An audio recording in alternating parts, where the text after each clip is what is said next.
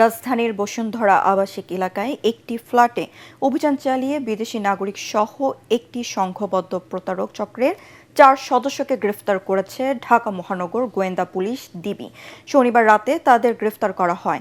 DB প্রধান জানান, ফ্ল্যাটটি ভাড়া নিয়েছিলেন এক উপজাতি নারী, পরে সেটি চীনা নাগরিকদের কাছে ভাড়া দেওয়া হয়। পুলিশ জানায়, সেখানে অনলাইন জুয়া ও সাইবার প্রতারণার বিশাল নেটওয়ার্ক পরিচালিত হয়ে আসছিল। অভিযান চালিয়ে জব্দ করা হয়েছে 14টি ল্যাপটপ এবং প্রায় 6,000 সক্রিয় মোবাইল ফোন। ভিয়েতনাম সহ বিশ্বের বিভিন্ন দেশেও একই ধরনের কার্যক্রম পরিচালনার তথ্য পেয়েছে ডিবি।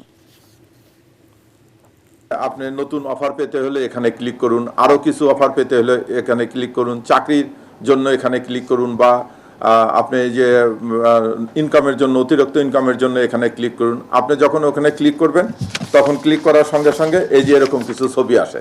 এই অফারগুলোর জন্য আপনাকে যে পেমেন্ট করতে হবে, এই পেমেন্ট গেটওয়ের জন্য এরা প্রায় 6,000 সিম ব্যবহার করে। আমরা 6,000 সিম অ্যাক্টিভ পেয়েছি। আপনারা কমপ্লেন করেন যে এই জুয়ার সাইট থেকে আমার টাকা নিয়ে গেছে। আমরা যদি ওখানে যাই, আমরা আসলে আইএমই নাম্বারটা পাই না, যার ফলে এদেরকে ডিটেক্ট করতে পারি না। এরকম একটা প্রযুক্তি ওরা ব্যবহার করতেছে। এই চক্রকে আমরা গ্রেপ্তার করতে সক্ষম হয়েছি।